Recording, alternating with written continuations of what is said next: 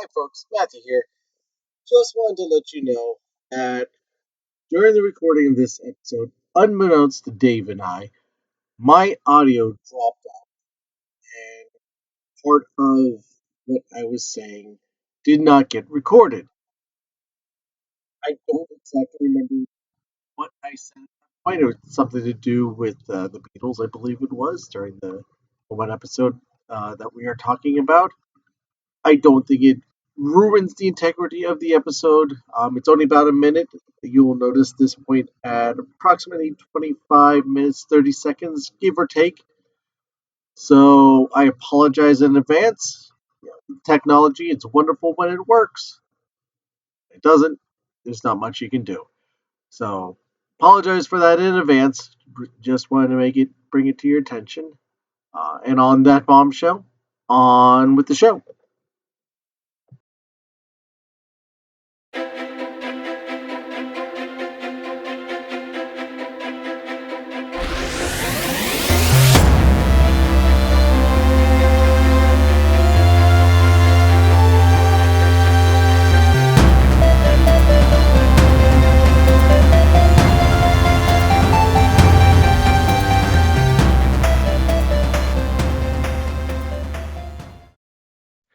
Welcome back to WD Magic Cast for the week of May 26, 2024. Happy Memorial Day, everyone. This is episode 258. Welcome to WD Magic Cast, the show about the mouse, the marvels, the galaxy, and beyond. I'm your host, Matthew Graken. In this week's show, Dave and I sit down and discuss the first 4 or 5 episodes, basically the first half of Doctor Who, and what we think of this season and kind of hope where it's going, and kind of break down things as we see it right now. Make sure to join our conversation on social media, where we can be found just about everywhere at WD Magiccast on Facebook, Twitter, X, Instagram, Threads, TikTok, and YouTube. And don't forget to subscribe to the YouTube channel to also hear the episodes there and check out some surprises that may be coming in, near short period of time this summer. You never know what's going to happen this summer. Don't forget also check out our T Public shop, where you could get to yourself some cool WD Magic Cast swag, some t-shirts, some hoodies for the winter. Doesn't hurt to start preparing now. And hey, some people wear hoodies all year round. That's okay for them. Coffee mugs, travel mugs, tote bags for the beach, you name it, they got a bunch of great things there, high quality stuff. Take advantage of some of their sales that they run all the time and help your favorite show out at the same time. On that bombshell, on with the show.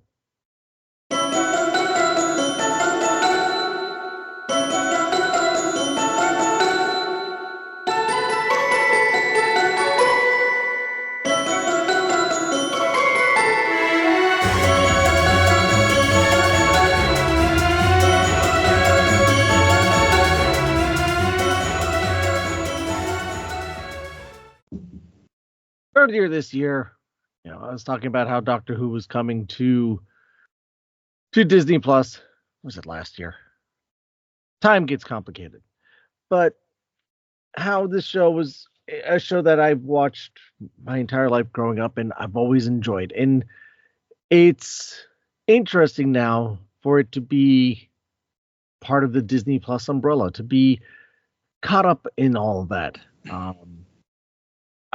Some of my earliest memories are sitting with my brother and sister watching TV late night Saturday nights, watching Doctor Who together and enjoying episodes of Tom Baker, John Pertwee, Peter Davison, and all of them. And that was some great memories of my childhood. And now to be able to sit on my couch or hold my phone and watch episodes that way on Disney Plus, and then be able to talk about it on a Disney podcast is strange, but makes me really happy. And what also makes me really happy is pulling someone out of the time-space continuum, off his busy job of being a professional bowler who has more rings than Tom Brady. Dave Gallman has joined us once again Yes. to talk timey-wimey space stuff. Hello, Matthew. Thank you for having me. And his blue box goes Blue box. at 5 miles an hour. Can't go Dave. no faster than that. Always a pleasure. How you doing? I'm doing well. Looking forward to going over some of this because this is it's off to an interesting start. So I want to gauge what your feelings are overall. I mean, we've talked, but we didn't really go into depth over everything because I'm pretty sure we're saving it for this to go down the rabbit hole and see what's up. Yes, and it could be a rather large rabbit hole. Just as a reminder, so you are still in the Matt Smith era because you were watching the others, the 2005 run. Yeah, I'm still on Matt Smith. I just because life happens and I've had to watch other things and everything, so had to put that on pause. I will get back to it, but you were telling me that this I could watch because it doesn't really spoil anything, and if it does, it'll make sense once I get to that point or something in the previous episodes. But so far, I haven't had anything spoiled for me or anything like that. So it's you were right on that. So this is like a different, fresh, page of it. So I'm okay. Right. On IMDb, they mention so the 2005 series now is under its own listing of 2005 to 2022, and then now you have 2023 run of Doctor Who, which is starting with the Disney Plus stuff with the 60th anniversary specials and going from there. Kind of, it's own thing in a way without being a complete. It's a reboot without rebooting it. Without rebooting it. Which is kind of one of the fun things about Doctor Who. You can do that. I mean, Star Trek in some ways was able to do that as well. But this continues the adventures of the same character and the same, same TARDIS, more or less, and things like that in the same format without having to start all over again. Yes. And that's what, it does it makes sense in a way because, some people, if they're trying to, just to bring Star Wars into this for a minute, if somebody wanted to jump into the Ahsoka series that didn't know anything about it, they might have a hard time knowing what's going on because they didn't see all the Clone Wars stuff and everything that leads into this. But with Doctor Who, you can kind of jump on any kind of in my opinion, you could probably jump on one of the regeneration points and watch forward. You know what I mean? Because it's a different Doctor and it's going to be a different storyline with that pertaining to that new Doctor. So, that, I don't know if that makes sense, but that's kind of how I view it. No, absolutely. Any of the Doctor regenerations or anytime they bring in a new companion is a great jumping on point because they do a nice job to kind of, in a nutshell, explain things. I mean, the show's been on for over 60 years. They kind of have an idea of how to handle those type of changes. Mm-hmm. Yeah. And and it's kind of the brains of the show that you are able to refresh it every so often without having to deny everything that happened prior. Right. Yeah. Yeah. I mean, the guy would get obviously a little too old to do the role, but if you had the same guy doing this for Doctor Who, I could see it getting stale if you had the same guy playing the same role for 15 years, so I do like the regeneration because it takes a little time to, when I went from Eccleston to David Tennant, now Matt Smith, I was like, I don't know if I'm going to like that Doctor, but once you get a few, I don't know if I'm going to like the new Doctor, but get a couple episodes in, you go, all right, this guy's growing on me, I like him, and then you just keep moving on. Yeah. Yeah. They all have their own take on the character, and the writing changes up and stuff. So it's a good way of keeping it fresh in some ways. Yeah, I agree. So we first got introduced to this guy. We did the recap of the three what were they? The bonus episodes, holiday specials, or whatever they were. The 60th anniversary specials. 60th anniversary specials. And we both agreed that this guy had promise. He looked good for the role and everything like that. And so I was looking forward to seeing what direction they would go with him on the show. And you know, it was a good start with I guess that season 1 episode 0 they're calling it. I guess that's the Christmas special. It would be the Christmas special, just Yeah. like a lot of the other Christmas Invasion and the Doctor Witch and Wardrobe and episodes like that. It was their Christmas episode. So the Church on Ruby Road. Mm-hmm. So how do you want to go about doing this? You would just want to go episode to episode, break it down, or let's go episode by episode. Okay. What are we doing about spoilers? We didn't discuss that part. Yeah. I mean, it's kind of hard to go through it without giving a spoiler here and there, so we might want to. Well, let's see. I mean, Church of Ruby Road, Space Babies, and all that have been out for a while. The newest one being 73 yards. So we'll maybe try to be a little more ginger with that one. With that one? Okay. Yeah. All right. Sounds like a plan. We're going to assume if you're listening to this episode that you've watched the episodes. If not, hopefully we don't say anything too spoilerish. But yeah, so Church on Ruby Road, what did you think? It was a good solo episode for him and meeting the new companion. I do like Ruby, but she kind of reminded me of Rose a little bit, just because they're kind of like similar actors, I guess, in a way. Mm-hmm. I don't know, you know. So I'm like, we got another Rose. I in that episode I was thinking the same thing. Yeah. So, but I think they really left the mystery behind. Is that this episode? Yeah, I think that was this one where they left the mystery of her, being like, who's her parents and all that stuff. So we really don't know. They're down the road to hopefully find out something about her, because they're making it out to be like there's something special about her, but we don't know yet. Right. And I've noticed that as a theme as going on, the episodes have been going on, that it's kind of, who is she? And, there's something she's not an everyday girl. Right. Yeah. Type of thing. You haven't gone to the Clara episodes. They kind of did something like that with her. Mm-hmm. But I don't think we're going in the same direction as Clara Oswald did. But yeah, it's like they didn't wrap it up. They introduced the mystery, they introduced the characters, and then you just kind of had. It was almost like 2 episodes. Yeah, I was just gonna say this was because I just dawned on me that this was like. Was it like an hour, not even an hour long, but it was like a Tale of 2 episode. Like the first half of the episode was like the singing goblins and it was all like, quirky and stuff. And then the latter half of the episode got all serious about Ruby. So it was weird. It was a weird pacing of the episode. Yes. Yeah, it was weird because it was just these quirky thing with the goblins. It's like, all right, this kind of silly and stuff. But then you get into the more about her story, and that took a much different turn. Mm-hmm.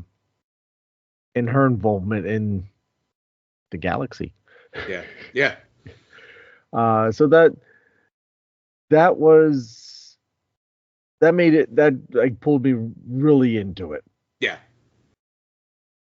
So yeah, it could have went one or two ways. Like if it kept going the quirky way, you've been like, all right, what's going on here? What are we doing? But then it smacked you in the face with the seriousness. You're like, okay, we're back.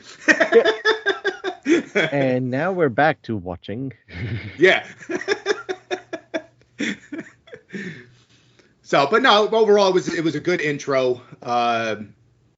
Good solo mission intro for the two of them, introduce them to the world. So I was pleasantly surprised with, not surprised, but I was okay with it. It was good. I was pleased with what I watched. There you go. Try to see if I can find the exact, where'd it go? Exact timing on that. Yeah, and IMDb gave it a 6.9 out of 10. All right. 56 minutes. So it's basically the run length of a regular episode. Mm-hmm. How would you rate it? I'd give that one, because I'm just gonna go by like what I have seen, like how I compare it to the other episodes. I'd probably give that one close to an 8, 7.75 maybe. Okay. You know what I mean?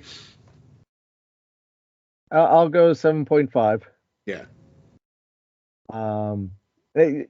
Fun introduction. Yeah. Mm-hmm.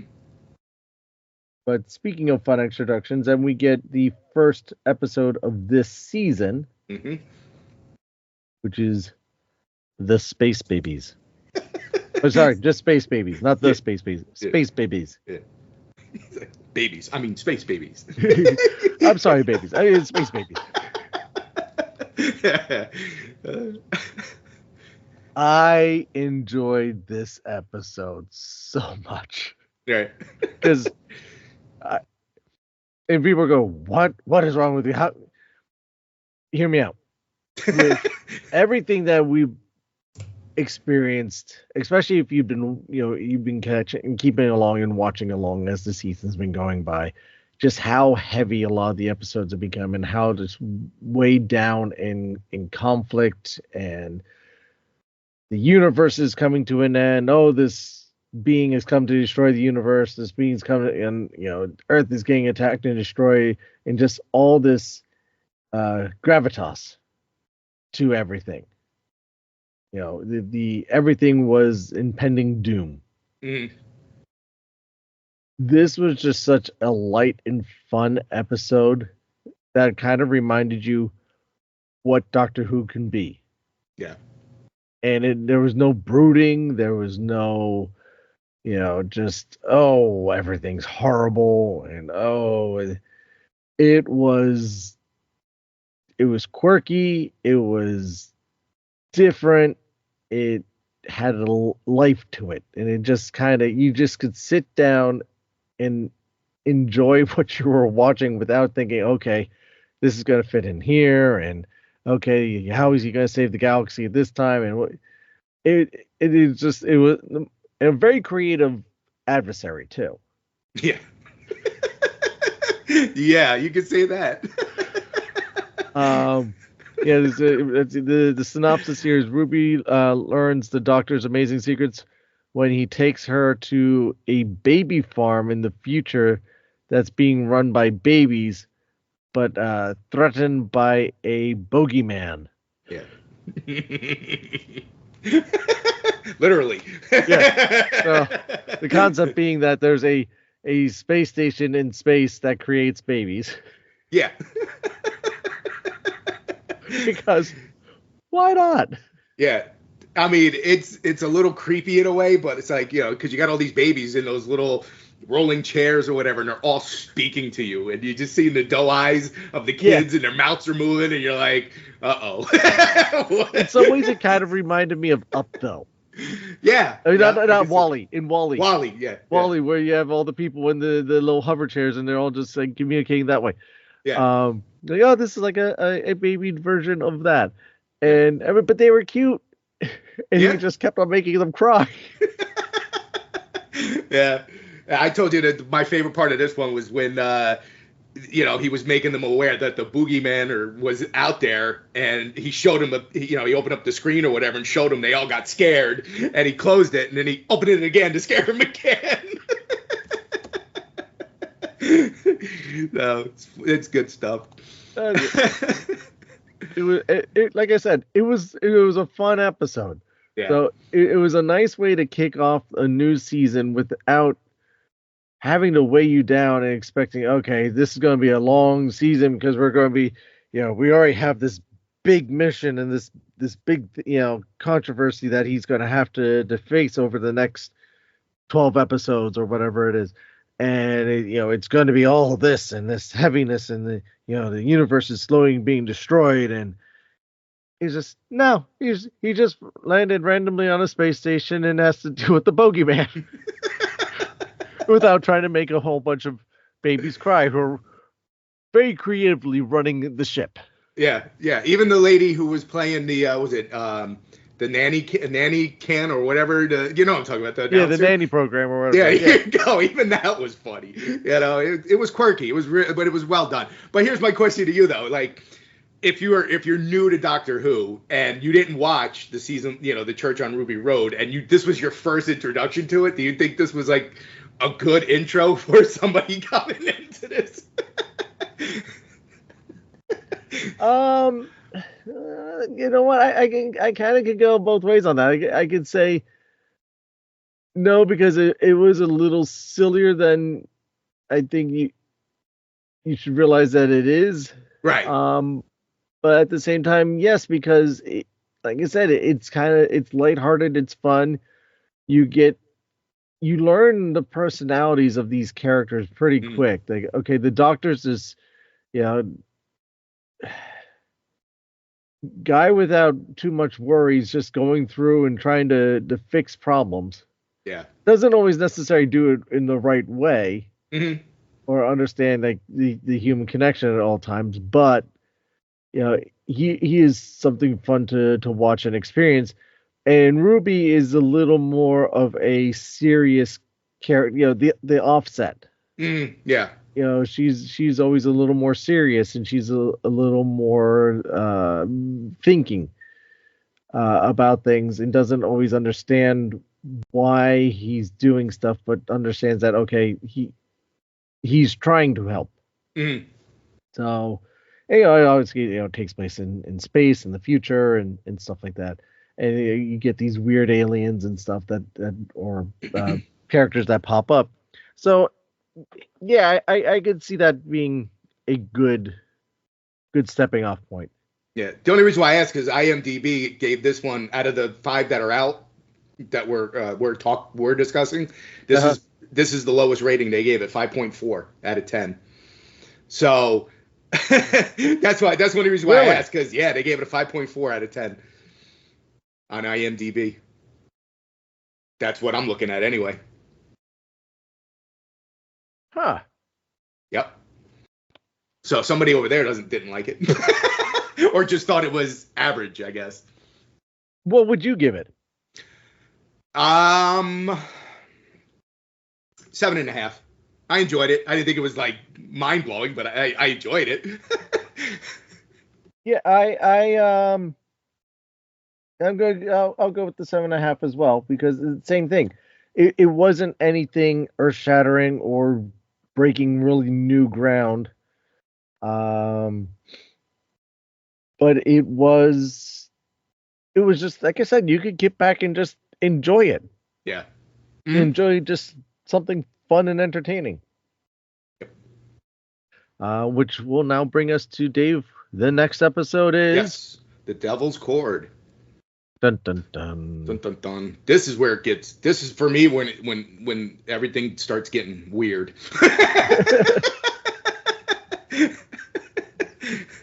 Because this one, I don't know. They free, was it the Maestro? That's what they're. Yeah, Maestro was the adversary.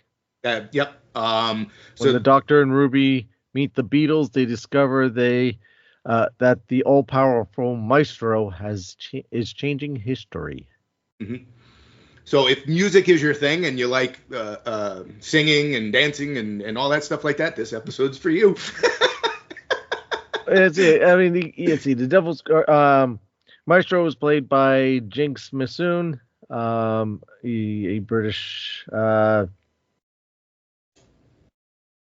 actor.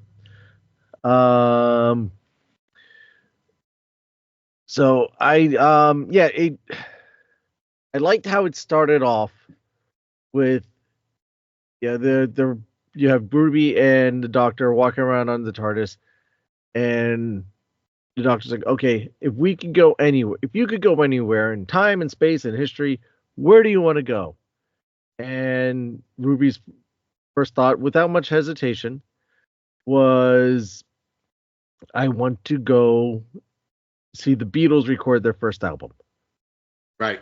Well, let me rewind for a minute there on that. Yeah. There was a point where in one of the episodes, I forgot which one it was, where it's like, we can go anywhere and anywhere, but we cannot go back to the time in which you were given up at the orphanage, because that's one of those, what did he call them, the time points or something that they can't fixed mess points with. in time or Fixed something like points that. in times that Protected you can't. Points or... Right, something like that, where they're so he flat out told her, listen, we're not going back there because because obviously Ruby wants to know who her parents were, but he can't go there to mess with that time. So no. Right. So, but go ahead. I'm sorry. That's all right. That's all right. So he thought he excited, and he got, that I've never done that, and this will be great. Mm-hmm. So tons of Beatle references. They land. You see them crossing across Abbey Road. Yep. Doing the walk. They changed the outfits, which it's nice to see them do that again instead of always wearing the same outfit and going, okay, wait a second, we're in 1963 and you're in 2015 clothing, and no one notices. So yeah. and the doctor's got the big old fro going. The big, yep. So it's an interesting concept about how music affects the world. Yes, because the maestro took the music away, right? And everything changed. Then they went back or something like that, and everything was different. So they had to go back, right, to challenge her. Right. It's at one point that. Hello, I lost you. And then we went back to 63 with the Beatles and recording that, and number of references to earlier episodes where the doctor was saying, okay, see that area over there, that's where my granddaughter and I are hanging out. And so you, without having to watch this stuff, they give you a lot of his background of certain points, so you have a better feel from the first Doctor, the William Hartnell's years, and kind of that beginning. So kind of mirroring, okay, this is the beginning of this series as the beginning of everything for Doctor Who. And then with the actors playing the Beatles, I thought they did a great job. It was the point where Ruby and the Doctor were sitting down, him talking to Paul McCartney and her talking to John Lennon. Yeah. And he's trying to egg out of him. It's like, but music means so much to you, and music. And Paul's like, yeah, but it's just all rubbish, isn't it? Yeah.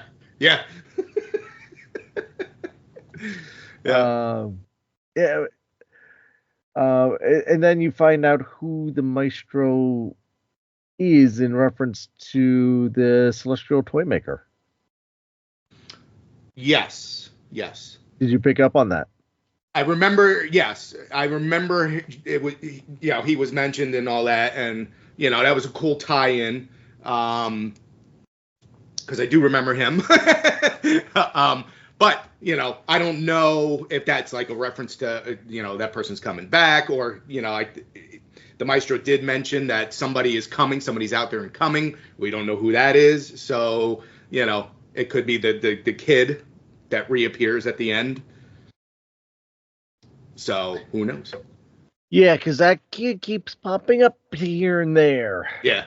So that makes things interesting. Again, the reference to there's someone else coming. Mm-hmm. So there's a few things that were groundwork wise laid out here. It wasn't this episode. It was the last episode where you catch the Doctor checking out Ruby's vitals on the TARDIS. Did the scan, at the end of the episode going into this one. Yep. So you have a number of you're starting to lay the groundwork for the overall story arc. They're doing the subtle hints as of now, and I would assume the second half of this season will start getting into what they're hinting at. Yes. So yeah, you got, like I said, you're layering things and then you're moving forward. The breakdown of the musical number that randomly showed up at one point was a little strange. Mm-hmm. Not that I had a problem with it. It just seemed a little out there. A little out there. Anyway, it was.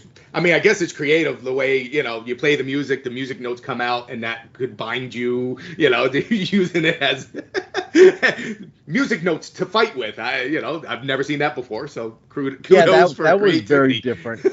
The battle in the recording room with the instruments. Yeah. So because my and then that whole big music at the end, my daughter's like, "What are you watching?" Because she doesn't know anything about Doctor Who. She's like, "What are you watching?" Like, take a guess. So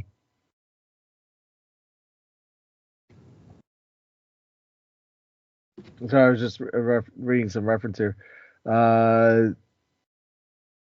There was a whole thing playing the piano on the rooftop, like how the Beatles did. Apparently, there was a billboard ad for Chris Waiters and the Controllers, which is a nod to the band listed in An Unearthly Child. Susan was listening to An Unearthly Child, which is the original pilot episode for Doctor Who. It came out in '63. They've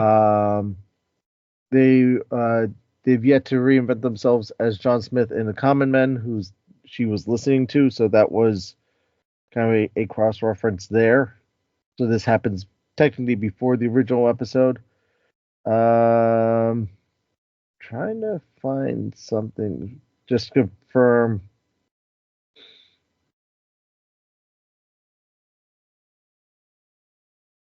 Okay. Just the quick little fun fact was that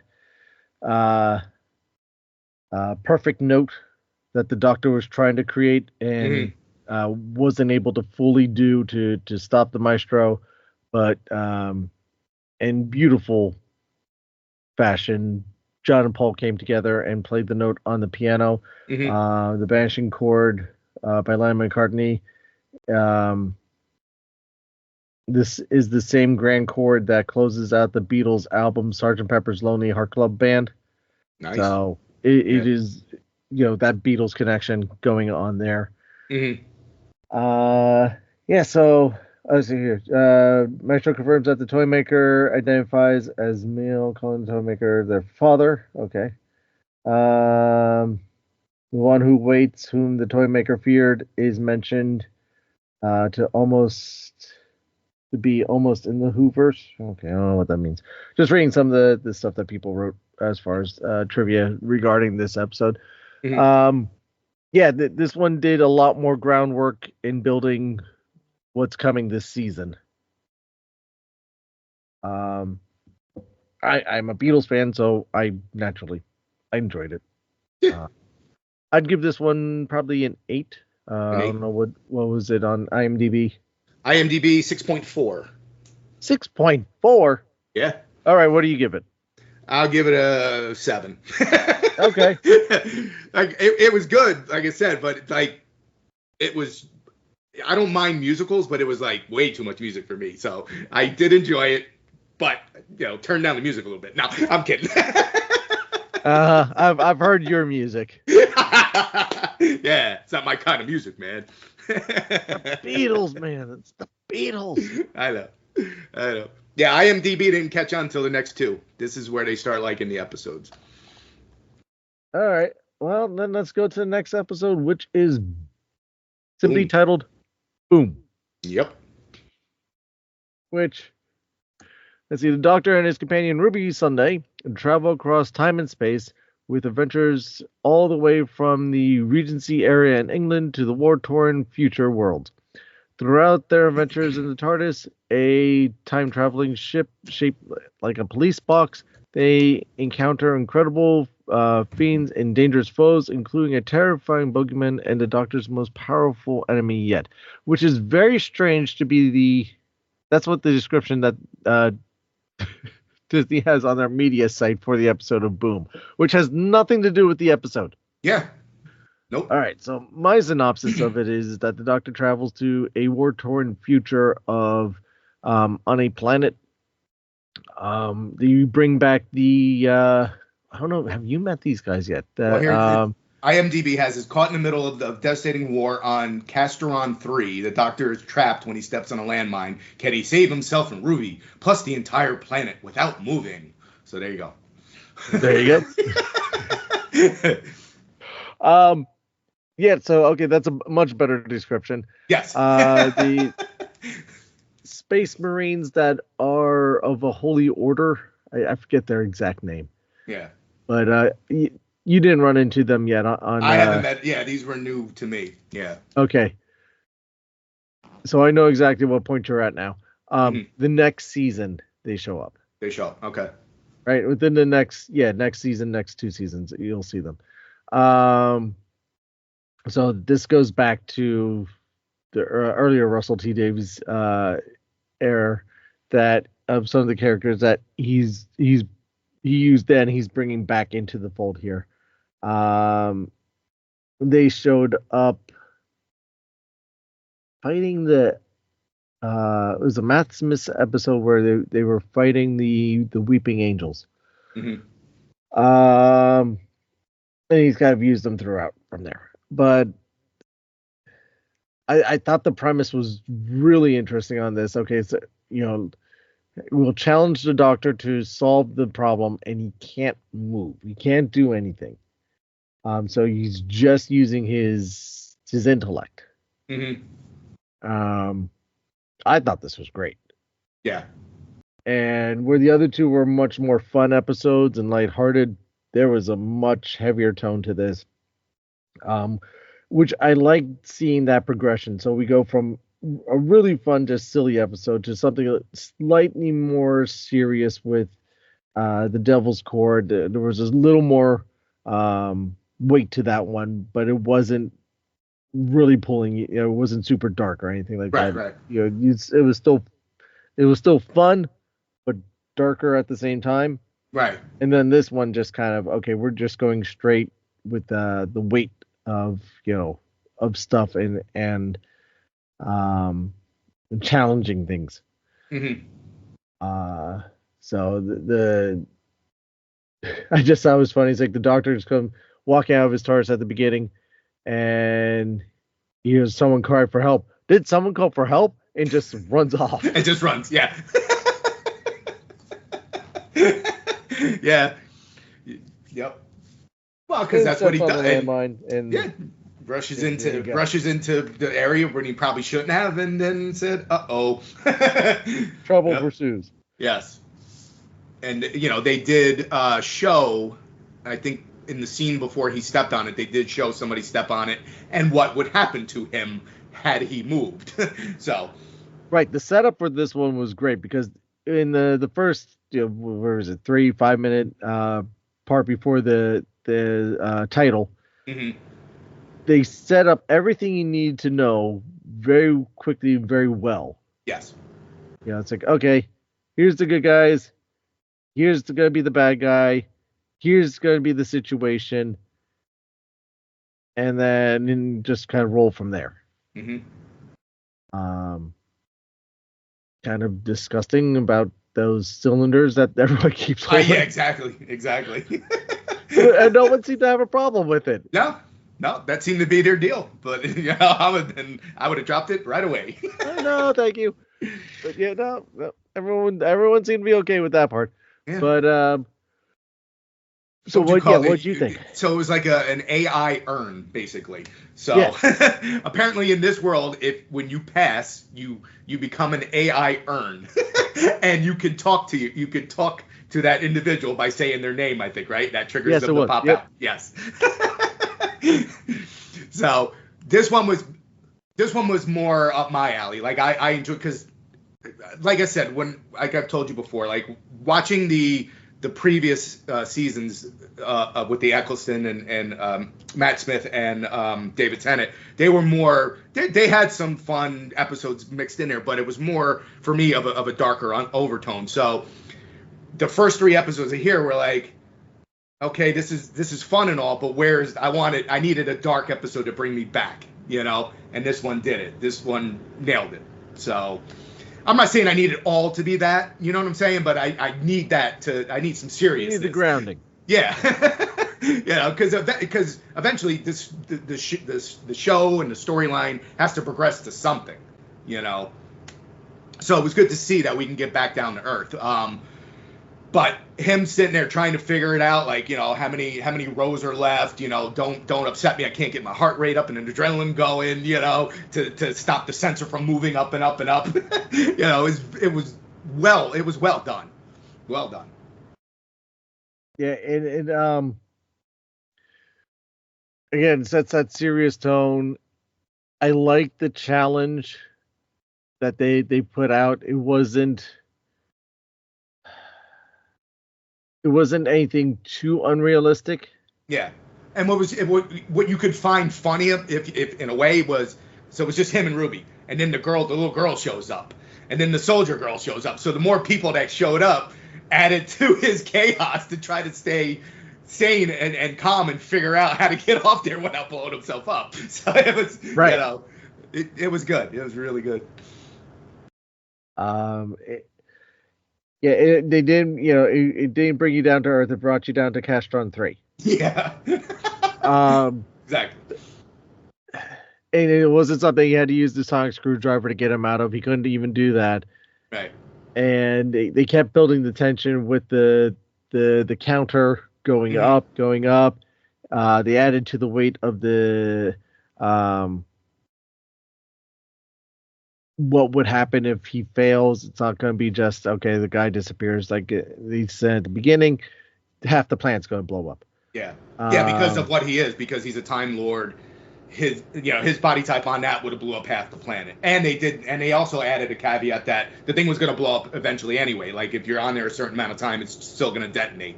So regardless of how long he would have sat there, it was going to detonate anyway. So it was going to happen at one point or another. Right. And then what did you think of the twist? Who they were fighting? Oh, they were fighting nobody, right? They were fighting themselves or something like that. It was just, I didn't get that per se. Did you? Like, what was that all about? Like, who's making them fight against themselves? Was there the corporation? So the corporation who supplies the equipment. Okay. Set up a story, basically. Mm-hmm. You need to go to this planet to fight this group for the greater good, for whatever it was. And all right, so they go out there, they establish the base, they send out a bombardment of sorts, which causes this huge fog and mist and kind of devastates everything. So they can't exactly see what they're fighting, but they just know there's devastation out there and that there's things out there. So they're going out and randomly attacking stuff, not necessarily getting attacked back, but kind of running into their own traps. Yep. Right. They laid all these landmines, and naturally, as you're doing military maneuvers, someone's going to get injured. Mm-hmm.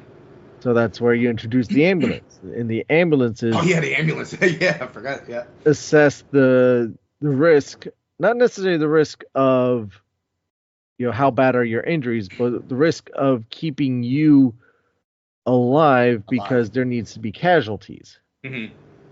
So the ambulances were artificially creating the casualties of the war to keep the perception of there's this great war going on and we're losing soldiers because they're being attacked.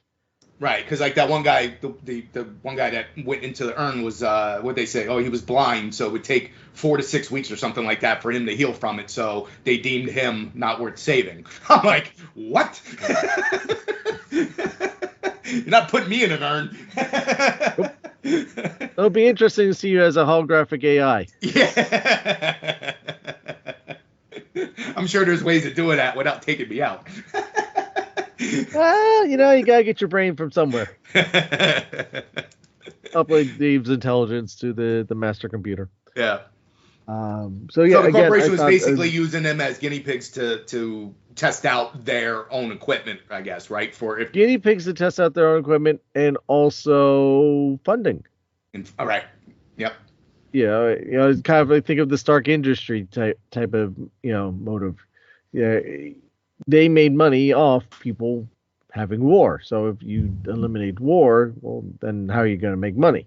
Yeah. So it's in the corporation's best interest to keep the war going. Mm-hmm. So that was kind of the overarching story of the whole thing. So that was the whole premise on that one, and how the Doctor figured out, okay, you need to do this, you need to do that, and I thought very well written. It didn't have to be him running around and using a whole bunch of complications, and there was no real. I guess there was a monster of the week because you had the ambulance and the representation of the corporation. Mm-hmm. But I think very smartly done. Yeah. So I'd give it an 8.5. IMDb gave it 8.1. I'm going 8.5 on this one as well. Yeah. And before we move on to the next one, the sonic screwdriver. What do you think of that talk sonic screwdriver? Yeah. They've changed I have the mine sonic right here. screwdriver. Thank you very much. It doesn't look anything like that. No. What do you think of the new iteration of the sonic screwdriver? It looks like an old Nokia flip phone. Yep. I know. A futuristic space technology looks like something that I used to sell at Radio Shack in 1998.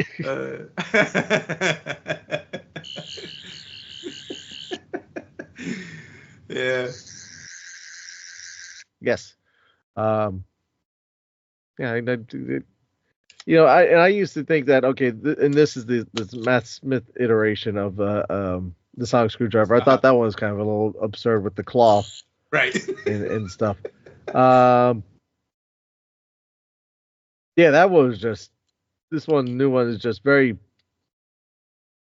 unique. Yeah, but at the same time, I understand it, and I'm going to bring it back to Star Trek. With the tricorders, because the stuff that they've been having the screwdriver do, it's like using it to scan things for life and whatnot. Well, there's no screen on this thing. What was he looking at and reading? Right. Psychic connection with the sonic screwdriver. Where in this iteration of it, there could be a screen on it for all we could tell. We don't fully see everything on there. But it looks like there's an insurance panel for him to read and stuff. So if you're going to have the sonic screwdriver scanning people for life signs and things like that, you need some place for them to be able to read it or be able to get that information. So they went ahead and did that. So as bizarre as the thing looks, it makes sense to me. It now reminds me of, okay, this is Doctor Who's version of a tricorder. Right. Okay. So not a fan, but you'll deal with it. It's there. Yeah. I'm just gonna roll with it. I'm like, okay. Yeah. I don't get it. It's not my thing, but right. It's not worth fighting. It's not worth getting upset over. Right. Still kind of cool. Yeah. All right. So then that leads us to 73 yards. 73 yards, Dave. Dave, tell us about 73 yards. Now, this one, me and you, we tried to wrap our heads around together, and it's almost like I wish we had a third person that watched it. You know what I mean? So that individual could, like, maybe we get a third opinion on what this one did. Yeah. Like, for me, it's hard for me to even give a rating for this one because the jury's still out. Like, I might have to watch it again, or somebody maybe has to explain it to me a little bit better, because just watching it, if I couldn't pick up on what they were trying to portray. Don't know if that makes any sense, but that's that's what I got. Yeah, it's more cerebral. Yeah. What was the word I was using?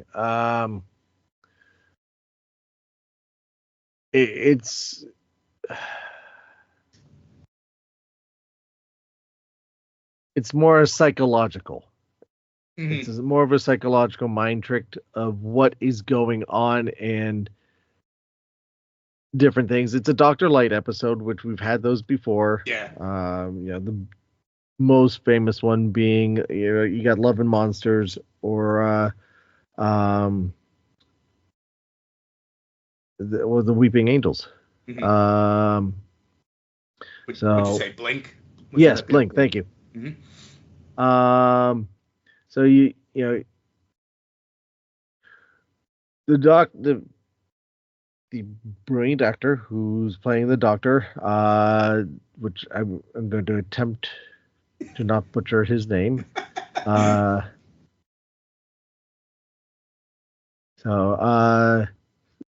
Sati Gatwa. Close enough. Suti Gatwa. Suti Gatwa. Yeah. Thank you. You got it. He had to go. He's on another show, which Mm-hmm. was getting there last season. Finished recording that. So, and this is where the two things overlapped before he had to come over and finish, and keep going with Doctor Who. So this one is, again, it's a Dr. Light. So you have it's primarily Millie a Ruby Gibson, episode. Ruby Sunday. The whole thing focused around her, and they explained by the Doctor broke a fairy circle and disappeared, and things became out of sync, and there was issues going on, and it was up for Ruby to try and figure it out. Well, it took her 60 some years to be able to to solve this one. Yeah, she solved it, but unfortunately I didn't solve it. I have to, I mean, I enjoyed the episode. To me, I like this suspenseful type of stuff, so I did enjoy it. Right. But I did have a few questions that plot-wise I don't think they fully answered. I don't know if this is something we're going to revisit in the next few episodes. I'm not expecting it to. No, I don't think they are, and that's the thing. It's like, okay, so how am I supposed to figure it out? Right. So it is definitely trippy. Yeah. That there's no real, and again, there's not really a true antagonist in this one. No. By the time that we figure everything out or explained everything, well, semi-explained everything. Mm-hmm. So it was a little bizarre how things could happen or did happen. Yeah, this is an episode we might have to revisit on the review. Yes. You know what I mean? Like down the road if we do a season, review, we might have to revisit this one because we'll probably have more information by then, and then we can back rate this one. Yes, indeed. But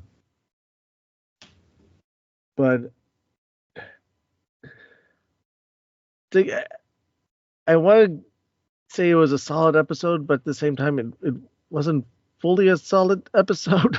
Right. This one gave me a little complications.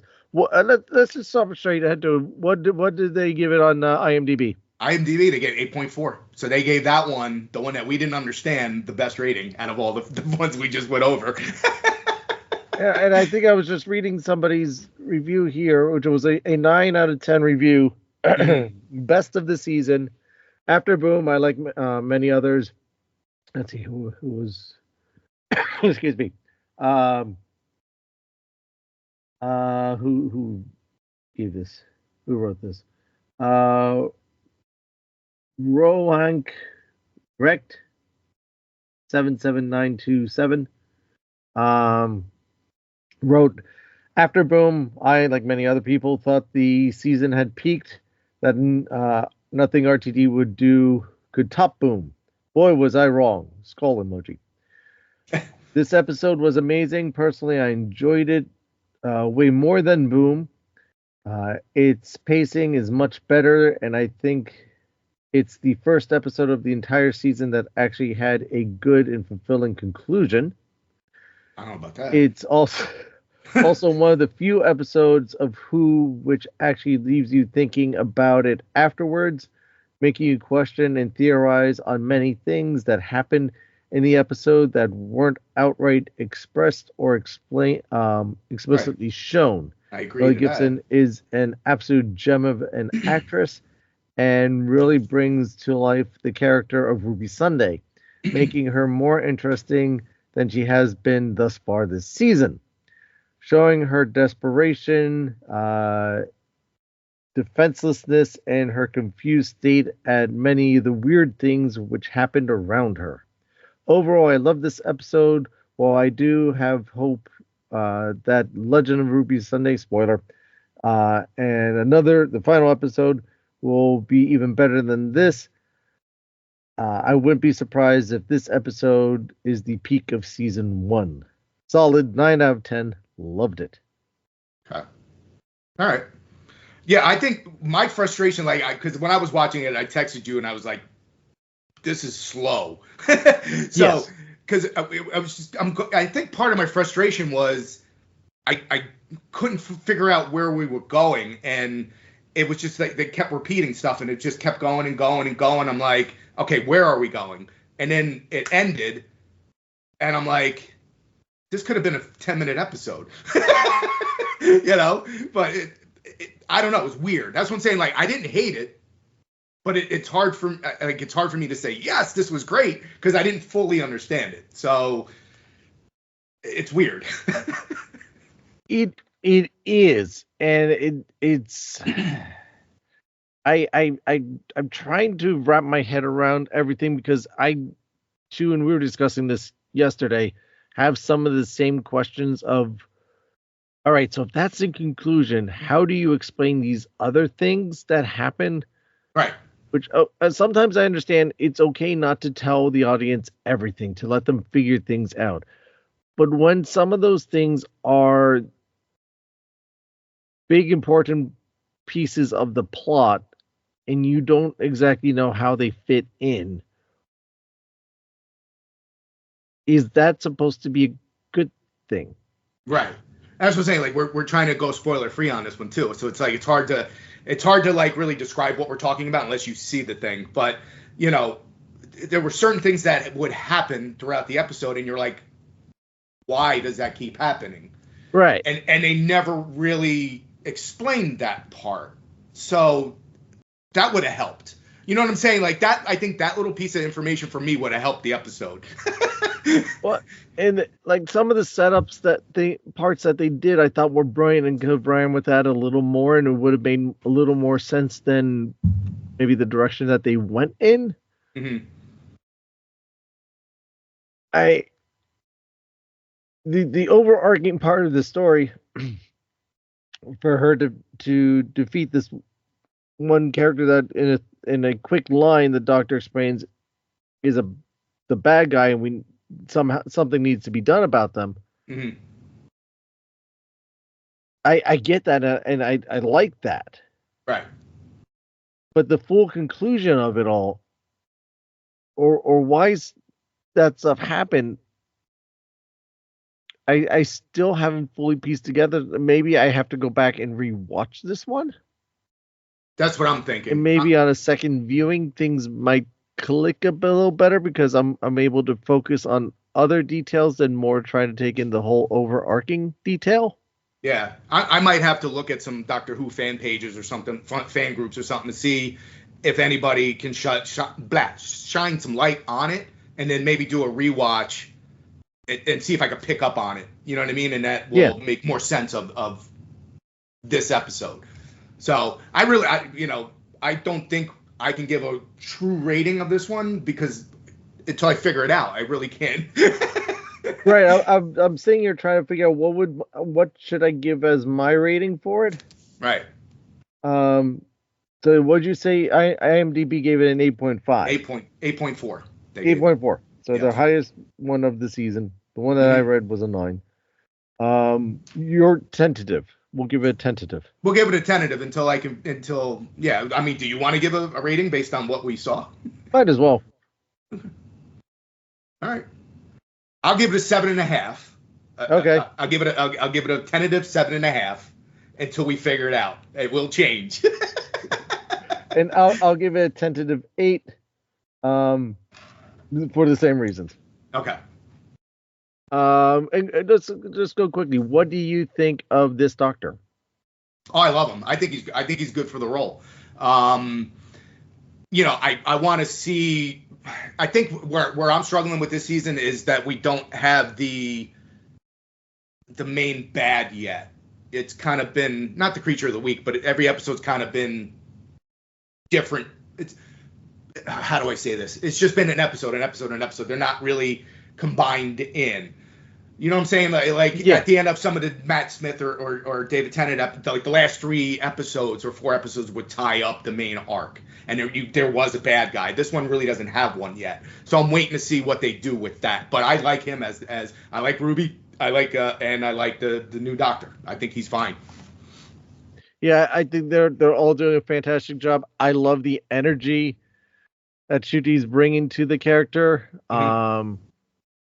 That and a mutual person that we know was talking to her about it, and she said it's nice for the Doctor to be positive again. Mm-hmm. And I thought about that for a second, and you're absolutely right. Everything just has this positive energy and a positive outlook. I've definitely noticed a difference in that. Just seeing the Tennant and Smith, like they always seem like the weight of the world's on their shoulders, yes. And you know what I mean, and all that. Now this guy's all bubbly and yeah, let's go. Let's just go with the flow. Let's just all right. You know what? You want to go here? Let's go. Let's do this. Just having fun. Yeah. And that's why I say I think how they started it off with an episode like Space Babies is a good thing, because all right, before we get into the heavier stuff, I'll show you that it isn't all heavy stuff, and that there is a life, and that there's this crazy wackiness to everything. Yeah, and did you catch that real subtle hint where they traveled for the first time, how like the butterfly effect could happen, where she stepped on that like creature bug or whatever, and she turned like into a lizard person, and then he brought that thing back to life, and then Ruby turned back to Ruby. So I was like, that was cool. I'm like, that was sharp. That Yes. Yes, I did. I forgot about that part, but yes, now that you mentioned, that was interesting. How just one little thing can change everything. Mm-hmm. So, I all in all, so far, I'm really enjoying this season. I'm curious to see where they're going. Obviously, they're hinting at a very strong adversary towards the end. Mm-hmm. Well, then let me ask you this, because you've obviously seen it all. Is this trending in the direction that you want it to as a reboot? You know what I mean? Is it what you were expecting, or is it better? Not as good. Like, what do you think? Is it what I was expecting? Mm-hmm. Not fully. Okay. But I think it's gone above and beyond. Okay. So you're optimistic so far. Little better than what I was hoping, and I'm enjoying it again. Okay, good. Because for a little bit I was still watching it, but I wasn't necessarily enjoying it as Gotcha. much. Right. This is going back to I can't wait for the next one, because how much I like it. It's not because I can't wait for the next one, because I just want to see what happens and get this over and done with. Right. And for the record, I was behind a lot of episodes. I mean, not that it's a lot, but there was 5 episodes I had to watch, and I shot right through these. So, to do the review. So, none of these were boring or felt like they were long or whatever. It was just they were good. You get sucked into it and it's very entertaining. The pacing's good. The casting is fantastic. The writing has been fairly solid for the most part. Yeah, I give it that. Mm-hmm. So I think a lot of my fears have been put at ease at the moment. Once the season's over and done with, obviously, will be the most foretelling. I am aware that they are supposedly filming season 2 already. Oh, wow. Okay. So that's a good sign. I mean, I've heard some mixed things about ratings and this and that and whatnot. If you used to watch Who and you didn't want to watch this because of whatever reason, put your fears aside because I don't think they're warranted. I want to say, at least for me, again, someone who's been watching the show my entire life, this is fun. This is heading in a good direction compared to what we've been exposed to over the past few seasons. Mm-hmm. So, yeah. And that being said, I've really enjoyed it. I'm very curious to see where we go next. There's lots of hidden threads that are being dangled that apparently people are missing between the snowflakes, the child showing up. Yeah. The visions that keep changing that the Doctor's having. Yeah. There is a lot of pieces that are being thrown at us that will culminate in a few more episodes. Yes. Yeah. I think there's 3 episodes left.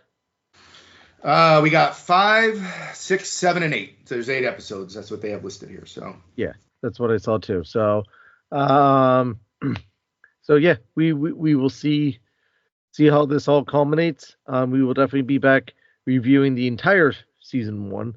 Yes. I'll see if I can get a third opinion on for that.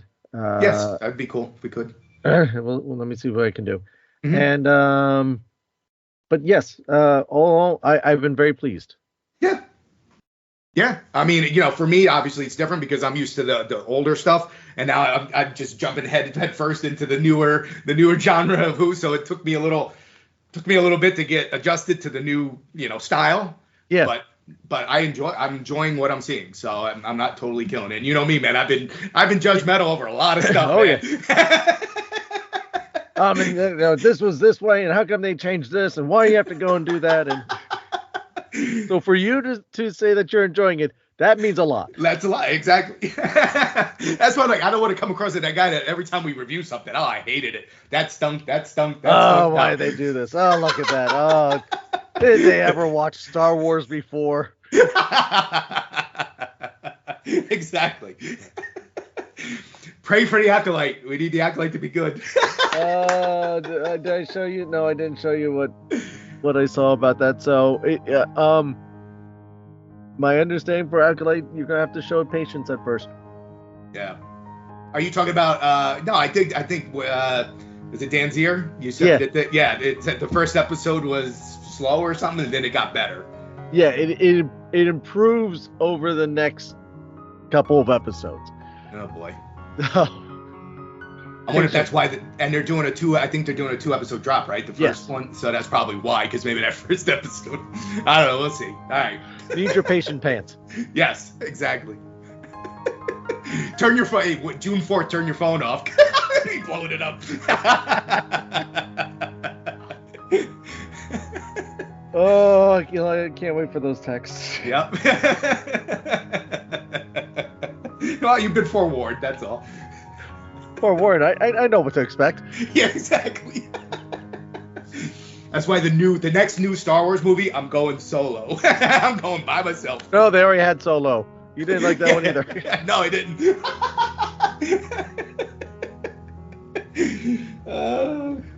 We'll just stick with Doctor Who. Doctor Who, yep.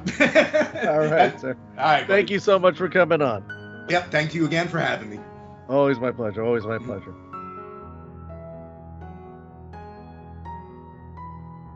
Make sure, again, to join our conversations on our social networks, where we can be found pretty much everywhere at WD MagicCast. The list is at the beginning of the episode. Make sure to subscribe. This way you always know when new episodes come out. I want to thank you for your time. I know how little time we all have, and the fact that we get to spend some of this time together means a lot to me, to us over here at the WD Magic Cast family. Please make sure to go on to iTunes and to Spotify and leave us a rating or review. We have all 5-star reviews at the moment, but we always can use more. The more reviews that we get, the more those podcatchers will use promote our show. And speaking of promoting our show, please send out a link of your episodes that you're listening to and one of your favorite episodes on social media. Let people know about the show. Even tag us along so we can thank you. And because the more people that listen, the better. Walt believes in a big Disney family, and so do I. Don't forget to subscribe to the show, like I said before. This way you always know when new episodes are posted. While you're at it, consider becoming a premium subscriber. Truly help the show out. You can do this over on the Spotify podcast website for WD Magic Cast. Links are in the show note, as well as our TeePublic link is in there as well. This show is brought to you by listeners like you. Whatever you're facing out there, whatever troubles, whatever is bothering you, don't give up. Don't ever give up on yourself, and don't let those troubles blind you to the possibility of what could be or what should be or what will be. This too shall pass. It's easy for me to say sitting here in my chair in my office because I'm not there with you. I'm not experiencing what you're experiencing. But if you need help, help is out there. There's nothing wrong with asking for help, even if it's sometimes from a stranger, because you never know who that stranger may be or can be. Never give up on yourself. Never give in. Be your own hero. Let your light shine for the world to see, because it is beautiful like you. Now I'd like to end this week's show with a quote from Walt Disney himself. Our contribution to television is entertainment, created without deviation from our conception of what entertainment should be. Again, that's from Walt Disney. Thank you again for listening, everyone, and I'll see you next time.